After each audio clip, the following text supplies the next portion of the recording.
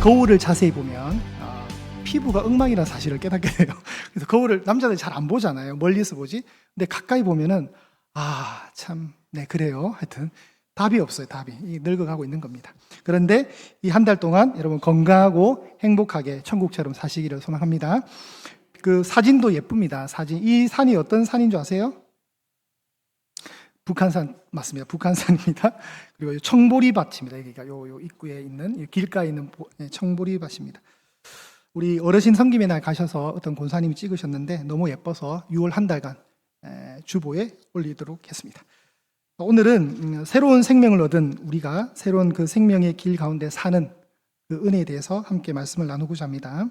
모르드게가 또 하나의 글을 보냅니다. 모든 유다인들에게 전국 각지에 각 지방에 글을 하나 보내는데 그 글은 바로 절기를 지키라는 글입니다. 자, 유대인들에게는 이제 하나님이 지정해 주신 7개의 절기가 있습니다. 7개 절기. 그 절기가 이제 어떻게 소개가 되냐면 한번 보여주실까요?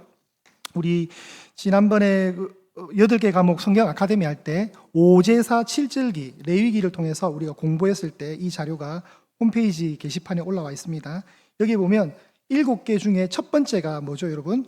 6월절입니다. 그죠? 그 6월절을 이어서 바로 그 다음날 누룩이 없는 빵을 먹어야 되는 무교절이 일주일간 진행되고, 이 일주일간 진행되는 무교절 기간에 안식일 그 다음 이튿날이 초실절입니다. 그리고 초실절이 지나서 초실절 기준으로 49일 되고 하루가 더해지는 50일째 77절이라고 불립니다. 77절. 오늘날로 말하면 오순절이 되겠죠. 그리고 이제 7월 1일 날 나팔절이 쇼파르라 불리는 양각 나팔을 붕 불면은 이제 회중들이 나팔절 절기로 지키게 되고요. 그리고 9일 후인 7월 10일 날 대속죄일이라서 대제사장이 1년에 단 한 번 지성소로 들어가는 날입니다. 그리고 15일, 7월 15일은 이제 초막절, 수장절, 장막절이라고 해서 이스라엘 백성들이 텐트에서 거하는 일주일간을 기념하는 절기가 7절기입니다. 이 7절기는 하나님이 직접 제정해 주셨어요. 하나님 직접. 그런데 하나님이 제정하지 않고 인간이 직접 만든 유대인 절기가 있는데 그 절기가 오늘 본문에 나오는 28절입니다. 여러분 28절에 나오는 불임일입니다. 불임일. 이 불임일은 어떻게 나오게 되었는가? 한번 날짜로 보겠습니다. 첫 페이지 올려주시면 하만이 조서를 썼다고 했습니다. 그죠? 1월 13일이었습니다. 하만이 조서를 쓴 날 1월 13일 날은 12월 그 해의 12월 13일 날 유다 전체 민족을 죽이도록 하는 문서였습니다. 조서였죠. 그리고 이제 이 상황을 알고 모르드게가 에스더와 함께 기도하면서 이제 여차해서 이제 왕에게 허락을 받아서 그 조서를 막아달라고, 그 조서를 무효화 시켜달라고 요청을 하는데 그 조서는 무효화 될 수가 있을까요? 없을까요? 될 수가 없습니다. 왕조차도 한 번 썼던 인장에 도장을 찍었던 그 조서는 폐할 수가 없습니다. 이건 굉장히 권위를 가지고 있는 조서가 되는 거죠. 그렇기 때문에 그 조서를 철회할 수 없기 때문에 순간 고민이 되었죠. 그러할 때 왕이 또 허락을 합니다. 에스더와 모르드게가 직접 조서를 써서 작성을 하면 내가 어떤 내용이든 도장을 찍어주겠다는 거예요. 백지수표를 줍니다. 그리고 그 백지수표를 어떻게 작성합니까? 유다인들의 대적들이 12월 13일 날 죽이려 할 때 뭘 주죠? 2가지를 줍니다. 방어권, 방패를 주고 공격권, 칼을 주는 거예요. 쉽게 말하면. 그래서 그냥 당하지 말고 너희들이 스스로 생명을 지켜내라. 모여서 방어해라는 거예요. 원래는 방어할 수가 없는 거예요. 그냥 죽이려 할 때 죽어야 돼요. 그런데 또 다른 두 번째 조서, 3월 23일 날 작성된 모르드게의 두 번째 조서를 통해서 방어권과 공격권의 조서를 허락을 받았어요. 그러면 이제 모르드게가 이제 하만을 대신해서 국가 2인자가 되면서 왕후 에스더는 그 지위는 여전히 경고하고 있고 그 사촌 오빠는 여전히 탄탄한 국가 2인자 서열에 올라와 있습니다. 그렇다면 유다인들을 죽이려 하는 이 유다인들의 대적들은 덤벼들면 돼야 안 돼요. 안 되는 게 상식이죠. 그런데 오늘 말씀을 보시면 우리가 읽지는 않았지만 한번 다시 에스더서를 좀 보겠습니다. 어떤 상황이냐면 오늘 본문 위에 보면 12절을 한번 보실까요? 12절 9장 12절에 보시면 유다인이 있던 도성 수산에서만 이미 몇 명이 죽었습니까? 500명이 죽었습니다. 500명이 죽게 되었고, 그리고 16절에 가시면 그러면 127도 페르시아 전역에서는 몇 명이 죽었는가? 7만 5천 명이 죽었어요. 그러니까 여러분 상식적으로 지금 유다인들은 모르드게에 의해서 이미 견고한 지위를 얻었습니다. 그죠? 함부로 건드릴 수 없는 백성이 되었어요.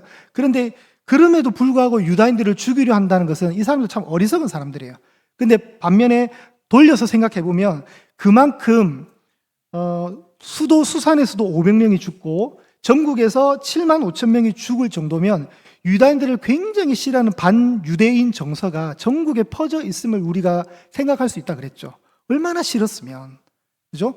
함부로 덤벼들면 아는데 덤벼들었어요. 그리고 또 한 번 하만이 에스더에게 기회를 줍니다. 네가 요청하는 것이 뭐냐 할 때 에스더가 하루만 더 연장해서 사람 죽이게 해달라 해요. 그래서 몇 명이 죽냐면 여기 보실까요? 15절 가보실까요? 15절. 아달월 14일, 우리 13일에 500명이 죽었단 말이에요. 14일 그 다음날 14일에도 수산에 있는 유다인이 모여 또 몇 명을요? 300명. 그러니까 몇 명이 죽었을까요? 합이 800명이 죽은 거예요. 그러니까 완전히 유다인을 향한 그 감정적 반감을 완전히 제거하는, 불씨를 완전히 꺼트리는 그런 행동인 것 같아요. 그러니까 인간적인 좀 약간 부정적인 관점에서 보면 이 에스더 행동이 굉장히 좀 차갑죠, 되게. 사람 죽인 게 유혈 사태가 좋은 게 아니잖아요. 그런데도 우리가 이 속에서 보는 것은 하나님 백성을 대적하는 자의 말로를 보게 하는 거예요. 하나님을 대적했을 때 어떤 일이 있는가, 심판이 정확하게 이루어진다는 걸 우리가 볼 수 있는 것이고, 그래서 이제 더 이상 유다인들을 건드릴 마음조차도 생기지 않도록 완전히 꺾어버렸어요. 또 하나, 하만에게는 몇 명의 아들이 있었습니까? 10명의 아들이 있었습니다. 그죠? 그 10명의 아들이 죽었어요. 500명이 죽는 12월 13일 첫날에 죽었습니다. 그런데 둘째 날 300명이 죽을 때 에스더가 뭘 요구할까요? 13절 보실까요? 13절 중간부터 읽을게요. 수산에 사는 유다인들이 내 일도 오늘 조서대로 행하게 하시고, 자, 더 죽이게 해달라는 거예요. 내일도 하만의 10 아들의 시체를 어디에요? 나무에 달게 해달래요. 망자에게 주는 최고의 수치스러운 행동이 나무에 달려 죽는 거예요. 근데 2000년 전에 우리를 위해서 달리신 분이 예수님이세요. 그러니까 예수님은 얼마나 우리가 상상하는 그 이상의 치욕적인 이 땅의 삶을 마지막을 그렇게 보내신 거죠. 망자, 죽은 사람에게 최고의 수치는 나무에 다는 겁니다. 그래서 구약 성경 신명기에도 나무에 달린 자는 하나님이 저주해서 그렇게 됐다고 말하거든요. 그러니까 예수님이 그걸 그대로 당하셨으니 이게 얼마나 수치스러운 일이겠어요? 자, 하만의 10명의 아들도 죽게 되었는데, 죽은 건 죽은 거지만 시체를 매다게 해서 그 시체가, 하만이 죽었던 시체는 23m 높이였거든요. 그 높이는 나오지 않지만 모든 수상국에 있는 사람이 다 볼 수 있도록. 그래서 결론은 뭐냐? 유다인들을 아무도 터치하지 못하도록 하는 조치가 이루어졌다는 겁니다. 오늘 읽었던 이 본문에서 이제 부림일이라는 절기가 만들어지는데, 오늘 본문 20절로 다시 돌아오겠습니다. 모르드게가 글을 보냅니다. 모르드게가 기록을 해서 각 지방에 있는 모든 유대인들에게 글을 보내면서 21절에 보시면 하나의 규례를 만들자는 거예요. 하나의 규례. 새로운 법령을 만드는 거예요. 해마다 아달월 14일과 15일, 아달월은 12월 달이거든요. 아달월 14일과 15일을 지키라는 거예요. 그래서 오늘 읽었던 이 본문에서 여러분, 항상 반복이 무섭다 그랬잖아요. 반복이 있는데 22절 중간에 가시면 이 두 날을 지켜라는 말이 나와요. 이 두 날을 지키라는 말이 나오고, 26절에 가시면 이 두 날을 불임이라 하라고 나옵니다. 이 두 날을. 그리고 27절에 가시면 중간에 이 두 날을 이어서 지켜 패하지 아니하기로란 말이에요. 이 두 날. 이 두 날이 주인공인 거예요. 이 본문에서는. 이 두 날이 어떤 날입니까? 바로 불임절이라는 거예요. 불임절. 불임과 명절을 더해서 불임절입니다. 그래서 실제로 모든 유대인들이 죽을 뻔했다가 다 살아난 이 날을 모르드게가 기념하기를 원했던 거예요. 그리고 그 기념의 목적은 28절 끝에 나옵니다. 그들의 후손이 계속해서 기억하라는 거예요. 기억하라. 기념이란 단어를 기억으로 번역하셔도 됩니다. 28절 끝에 가시면 이 불임일을 유다인 중에서 패하지 않게 하고 그들의 후손들이 계속해서 기념하게 하였더라. 이게 목적이었어요. 여러분, 그렇지 않을까요? 죽다가 살아난 거잖아요. 제가 일부 때는 생각이 잘 안 나는데 저에게 어떤 극적인 반전이 한번 있었는가 한번 잠깐 생각을 했어요. 뭐 여러 번이 있었을 것 같은데 잘 기억이 안 나는데 진짜 순간 죽다가 살아난 게 제가 군대에서 운전병을 했거든요.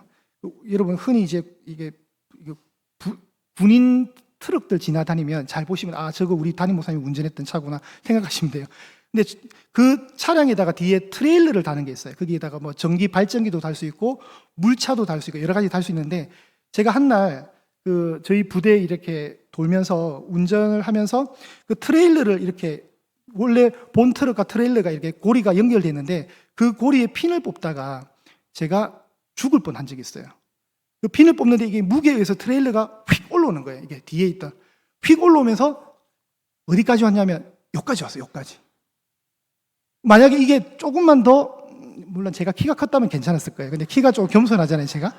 그러니까 좀 높은 층에 공기가 좀 다른 키였으면 괜찮았을 건데 그리고 제가 그때도 기억나요. 순간 식은땀이 쫙 흐르는 거죠. 등에서도 그렇고.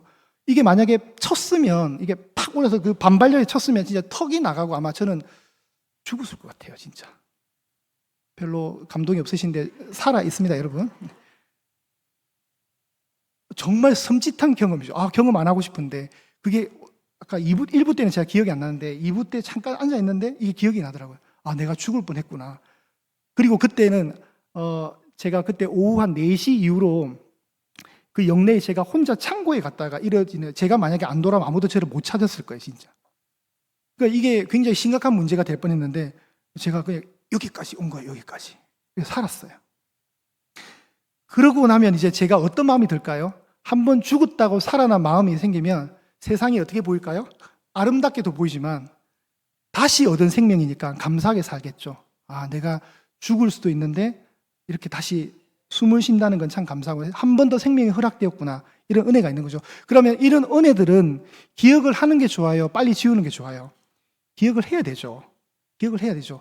모르드게의 마음이 그런 거예요. 이 일이 그냥 일어난 것이 아니라 이건 엄청난 일이라는 걸 모르드게가 직감을 한 거예요. 최근 유튜브에 이건 굉장히 주관적인 해석입니다. 성경에서 가장 신비로운 전투라는 그 영상이 하나 올라왔는데 되게 제가 참 재밌게 봤어요. 1위부터 5위까지가 있는데 5위가 뭐냐면 성경에서 볼 때 가장 신비로운 전투. 제가 예전에 석사과정 공부할 때 제가 논문 주제로 구약 성경에 전쟁 이야기가 참 많이 나와요. 진짜 많이 나오거든요. 많이 나오는데 상식적이지 않고 터무니없는 전쟁 기사가 참 많아요. 그래서 이것만 조사해서 제가 논문을 한번 써보려고 하다가 그냥 손을 안 댔습니다. 안 됐는데 최근에 유튜브에 어느 분이 이 글을 올렸는데 이건 주관적이에요. 그런데 저는 어느 정도는 동의해요. 5위가 뭐냐면 여리고 전투예요. 여리고 전투 기억나세요? 여호수아가 들어갔습니다. 여리고성을 하나님이 싸워서 쟁취하라고 하지 않고 매일 여리고성을 한 바퀴 돌아라는 거예요. 그리고 6일 동안 한 바퀴 돌았어요. 7일째는요. 7바퀴 돌아야죠. 총 몇 바퀴 돌았어요? 13바퀴. 그리고 소리 지르니까 성벽이 무너졌어요. 이게 여러분 과학적이에요? 터무니없어요, 이게. 그래서 전쟁에서 이겼습니다. 4위가 뭐냐면 다윗과 골리앗의 싸움입니다. 여러분 다윗이 골리앗과 싸워서 이길 수 있습니까? 없습니까? 상식적으로 못 이깁니다. 못 이겨야 정상이에요. 근데 유일한 허점이었던 곳이 이마였던 것 같아요. 그죠? 그래서 그 물맷돌이 이마에 탁 박히고 죽어요.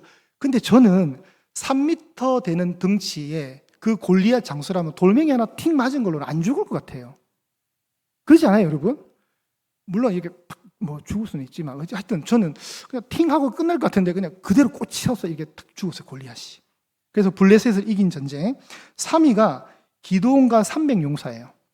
기드온 시대, 사사 기드온 시절에 미디안이라는 족속들이 군사 12만 명을 끌고 사사 시대의 기드온 이스라엘에 침국을 하거든요. 근데 하나님이 이제 군사를 준비시킵니다. 싸움에 나가는 사람들이 3만 2천 명이 집결이 되었어요. 3만 2천 명 대 12만 명.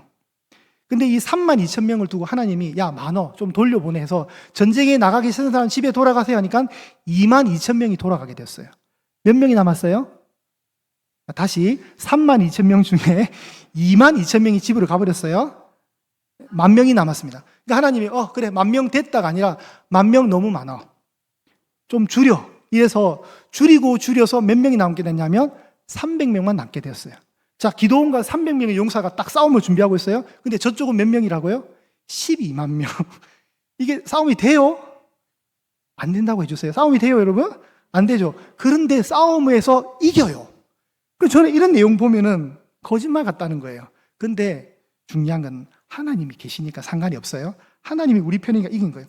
그리고 이제 유다왕 히스기야 때 당시 패권 국가가 윗동네 북이스라엘을 무너뜨렸던 아수르라는 굉장히 강한 국가가 패권 국가였어요.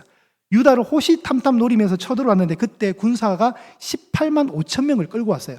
산헤립이라는 왕이, 아수르의 산헤립이라는 왕이 18만 5천 명을 데리고 왔어요. 여러분 18만 5천 명 본 적 있으세요? 웬만하면 보기 힘듭니다. 그죠?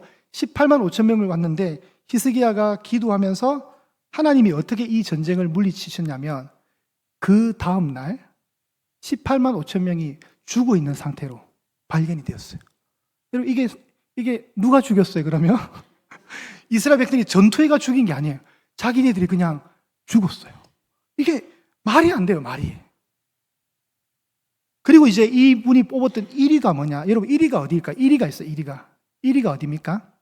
성경에서 가장 신비로운 전쟁 중 1위가 이 불임절 이야기예요. 이 사람이 뽑은. 유다 전체가 죽어야 했는데 안 죽게 되었다는 거예요. 방금 우리가 신비로운 전투 2위부터 5위까지는 전부 다 뭐가 있냐면 하나님의 음성이 다 있어요. 어떻게 해라, 어떻게 해라. 하나님의 직접적인 개입이 다 있거든요. 근데 에스더스에는 뭐가 없다고 그랬어요, 제가? 하나님의 이름이 없다 했잖아요. 그러니까 마치 하나님은 제3자로 빠져 계시고 마치 인간들만이 이 이야기를 끌고 가는 것 같은데 보이지 않는 하나님의 개입 없이 이긴 최고의 전투가 불임절 전투인 거예요. 불임절 명절의 이야기인 거예요, 이게. 죽었다 살아나는 이야기. 이 죽었다 살아난 이야기가 그러면 어디까지 가야 되느냐? 모르드게는 이걸 후손들에게 물려주고 싶었던 거예요. 그냥 단순히 그 시대의 사람들이 위기에 빠졌다가 반전이 일어난 경험으로 그치는 것이 아니라 이걸 명절로 만들어서 후손들이 계속 이어가기를 원했던 거예요. 다시 여러분 28절 보겠습니다. 다시 오늘 본문인 28절 제가 읽어보겠습니다. 각 지방, 각 읍, 각 집에서 어떻게 해요? 대대로 이 두 날을 기념하여 지키되 이 불임일을 유다인 중에서 패하지 않게 하고 그들의 후손들이 계속해서 기억하게 하는 목적이 있는 거예요. 그러면 불임절은 하나님이 제정하신 명절이 아닌데도 불구하고 불임절 이후에 하나님이 이 불임절은 너희들 인간들이 인위적으로 만들었기 때문에 여기에 대해서 하나님이 책망했다는 기록이 성경에 안 나오거든요. 이 불임절은 하나님의 보이지 않는 지지 속에 지금도 정통 유대인들은 지킵니다. 그래서 에스더스를 이 두루마리 책으로 딱 펼쳐가지고 랍비가 되든 누가 되든 한 사람이 에스더스를 읽어요. 읽으면 하만이라는 이름이 딱 나올 때는 막 소음공해를 일으켜요. 막 우 하고 발을 구르고 막 하만이라는 듣기 싫은 거예요. 자기네들 죽이려다 상징적으로 그런 행동들을 해요. 그리고 에스더가 나오거나 모르드게가 나오면 환호를 막 질러요. 그리고 이야기 끝에 우리가 승리하는 이야기로 끝나잖아요. 하만이 죽고 열하도도 죽고 나무에 달렸다 이런 말이 나올 때 막 환호를 막 지르는 거예요. 그거를 온 가족들이 모여서 퍼포먼스를 행하는 거예요. 거기서 더 정통 유대인들은 에스더가 3일 금식하고 왕께 나아가서 기념하기 위해서 3일 동안 유대인들이 다 하는 건 아니고 아주 정통 보수 유대인들은 3일간 금식 후에 잔치를 베풀어요. 이 잔치 불임절에 이 일을 진행하면서 가족들에게 그리고 아이들에게 이 모든 사항들을 막 들려주는 거예요. 어떤 전통이 있냐면 22절에 잘 나와요. 22절에 이 두 날을 지켜서 잔치를 베풀고 본문 보세요. 22절. 그러니까 실제로 3일 금식 후에 잔치를 배설합니다. 그리고 즐깁니다. 즐기면서 잔치를 베풀고 즐거워합니다. 그리고 서로에게 선물을 주고받아요. 그리고 가난한 자를 구제합니다. 아주 이게 참 좋은 것 같아요. 가난한 자를. 그러니까 이건 개인적 차원이 아니라 공동체 차원의 기쁨을 표시하는 거예요. 불임절을. 그리고 또 하나가 있는데 25절에 보시면 하만과 그의 여러 아들을 나무에 달았다 했잖아요. 하만과 그의 아들이 몇 명이었다고요? 10명이 있었잖아요. 이 10명을 자 7절 보시면 나오잖아요. 바산다다, 달본, 아스바다, 보라다, 아달리아 뭐 이렇게 이름이 나오잖아요. 요때 이 에스더스를 낭독하는 사람은 숨을 참지 않고 이 10명의 이름을 빨리 최대한 지나가야 돼요. 그런 전통이 있어요, 얘네들이. 그러니까 이런 거죠. 제가 하면 지금 틀릴 것 같아 못하겠어요. 야곱의 12아들 제가 해볼게요. 루벤, 시몬, 레위, 유다, 단, 납달리, 가다스, 이세갈, 스불론, 요셉, 베냐민. 이 12명을 숨도 안 쉬고 빨리 지나가는 거예요. 이걸 막 묵상하듯이 바산다다, 달본 뭐 이렇게 하면 재수 없다 생각하는 거예요. 이 유다인을 죽이려 했던 이 저주받은 하만의 집안의 이름들 꼴도 보기 싫다는 거예요. 그러니까 이 본문을 읽을 때 우리 기준으로 에스더 9장 7절부터 9절까지를 숨을 한 번에 쭉 가는 거예요. 그런 전통이 있는 거예요. 그러니까 이런 퍼포먼스를 통해서 다음 세대의 유대인 아이들이 이걸 계속 배우는 거예요. 여러분, 만약에 하만에 의해서 이 첫 번째 조서가 효력을 발휘해서 전국 127도의 모든 성읍에 유다인들이 다 죽었다면 어떤 결과가 나올까요? 예수님이 못 오시는 거예요. 그죠? 그러니까 이건 일어나면 안 되는 일인 거예요. 혈통적으로 예수님이 못 오시잖아요. 그럼 저와 여러분 구원 못 받는 거예요. 그러니 이 기록은 전부 다 뭐예요? 구원의 이야기로 가득 차 있는 거예요. 구원의 이야기로. 여러분 기억하십시오. 여러분이 다시 태어난 날, 거듭난 날을 기억하셔야 됩니다. 죽다가 살아나게 된 그 은혜. 여러분, 사람들이 죽음을 향해 달려가고 있는 거 아시죠? 사람은 태어나잖아요? 사람이 태어나면 어디를 향해 갑니까? 맞죠? 죽는 시간을 향해 달려가잖아요. 그렇잖아요, 여러분. 저도 지금 죽음을 향해 달려가는 거예요. 이런 말 하기 참 거시기하지만 사실이에요, 여러분. 우리 다 죽음을 향해 가는 거예요. 시한부 인생인 거예요. 그게 언제인지 모르는 게 답답할 수도 있고 좋은 일이에요, 여러분. 만약에 제가 내년 이날 죽는다면 저 어떻게 살아갈까요, 여러분? 머리털 다 빠지고 아마 스트레스 엄청 받을 거예요. 나 이제 죽어. 나 이제 2025년 6월 1일 날 죽는데 이러면 제가 평안한 가운데 살 것 같아요. 삐쩍 마를 거예요, 아마. 스트레스 받아서. 그래서 하나님이 안 알려주시니 감사한 거예요. 사람들은 다 죽습니다. 모든 인간은 죄를 범했고 모든 인간은 죄인입니다. 그렇기 때문에 모든 인간은 다 죽게 됩니다.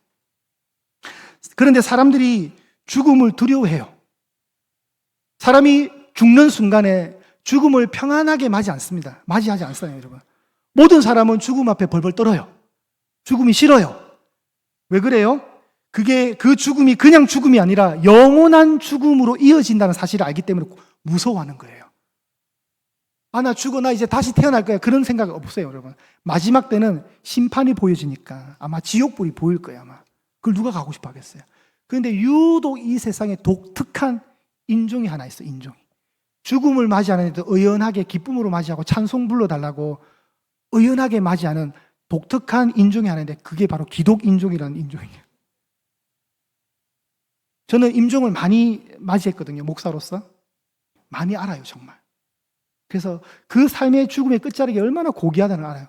저도 제가 그걸 하면서도 나도 내가 마지막 부름받을 때 누가 옆에서 기도해주고 찬송 불러주면 좋겠다. 저도 그걸 경험한다니까요.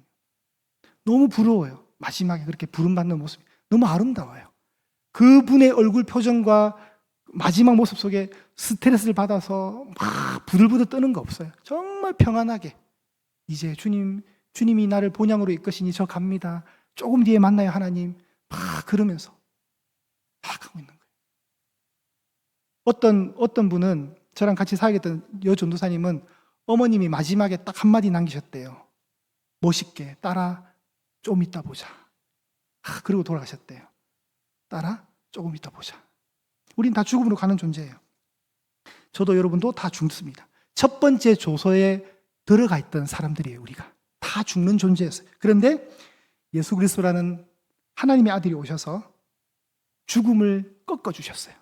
사망의 힘을 무기력하게 만드셨어요. 그래서 우리 인생에 새로운 극적인 반전이 일어난 거예요. 죽음의 길에서 완전히 반대인 길인 생명의 길로 우리가 지금 가고 있는 거예요. 그리고 이미 얻었어요, 우리는. 그러니 여러분 어떻게 됩니까? 기억해야죠. 기억하십시오. 오늘 성경 본문에는 기념하라고 되어 있잖아요. 기억하셔야 됩니다. 1993년 4월 4일 저는 세례를 받았습니다. 오늘 우리 진해란 성도님이 세례를 받습니다. 아마 일생일대에 좀 기억할 몇 날 중에 하나가 되었으면 좋겠습니다. 저도 그 날짜를 왜 안 까먹냐? 4월 4일에서 제가 안 까먹었어요. 4월 4일.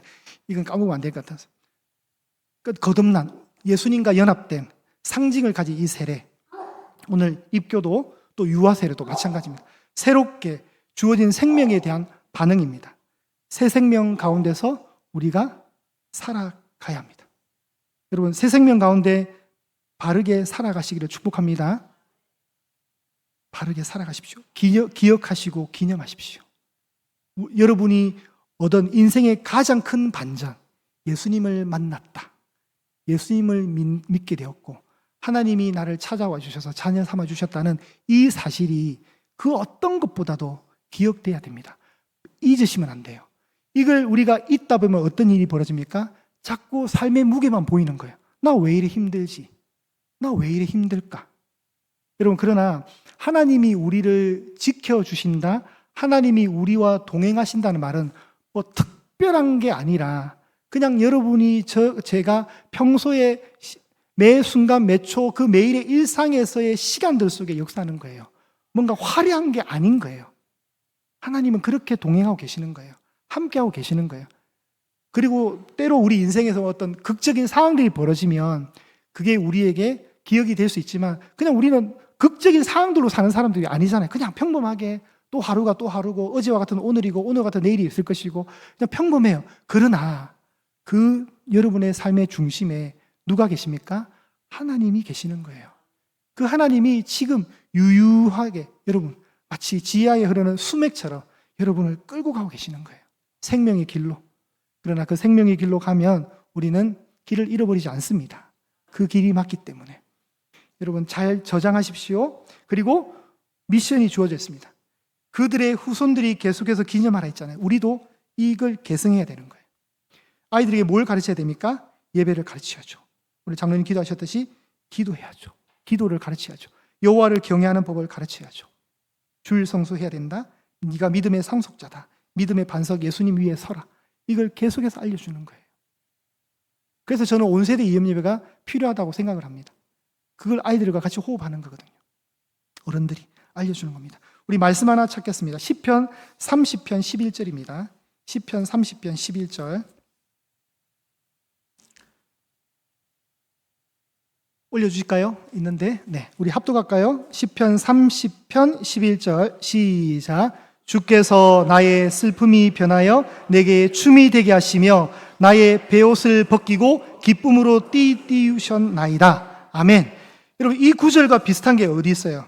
하나님이 나의 슬픔이 변해서 춤이 되게 했고 춤을 춘다는 기쁜 거잖아요. 베옷, 슬픔의 상징인 베옷을 벗기시고 기쁨의 띠를 띄우셨대요. 기쁨의 새로운 옷을 입혀주셨대요.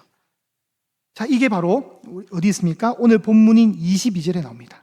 왜 이 두 날을 기억해야 되냐면 이달 이날에 유다인들이 대적에게서 벗어나서 뭘 얻었다고요? 평안함을 얻었고 슬픔이 변하여 기쁨이 되었고 애통이 변하여 길한 날이 되었다. 그렇다면 새 생명을 얻은 자에게 뭐가 있습니까? 평안함과 기쁨과 길한 날이, 복된 날이 준비되어 있는 거예요. 반대로 새 생명을 얻지 못하고 하만의 첫 번째 조서에 의해서 죽게 된 우리의 운명이었다면, 우리의 삶이었다면 뭐가 있습니까? 슬픔이 있고 애통이 있는 거예요. 그런데 하나님이 예수님을 우리 인생에 개입시켜 주셔서 이제 극적인 반전을 주신 거예요. 예수 그리스도의 십자가라는 그 은혜로 말미암아 우리에게 뭐가 일어났습니까? 평안함이 허락된 거예요. 기쁨이 허락된 거예요. 길하고 복된 날이 준비된 거예요. 할렐루야. 이런 은혜가 우리에게 있습니다. 묵상하십시오. 이 은혜를 묵상하시기 바랍니다. 이 에스더스의 이야기는 그래서 구원의 이야기입니다. 이 구원받음을 날마다 잘 기억하시면서 믿음을 잘 개성해 나가시고 여러분의 구원이 여기 보시면 서로 예물을 주었다 했잖아요. 주는 인생이 되십시오. 주면서 가난한 자를 구제했자 그랬잖아요. 여러분 이것이 여러분 개인의 기쁨으로 끝나지 말고 또 다른 타인에게 선한 영향력을 주는 가난한 자를 구제하는 여러분의 구원의 감격과 은혜와 즐거움이 확대되는 역사가 있기를 축복합니다. 우리가 가진 기쁨은 비교될 수 없잖아요. 세상에 그 어떤 것도 견줄 수 있는 게 없어요. 이 구원의 기쁨을 여러분 스스로에게만 가둬두지 마시고 확장해라는 거예요. 확대해 나가셔야 돼요. 그것이 전도일 수도 있고 선한 이웃을 향한 손내밈, 선한 영향이 있어요. 선한 행실.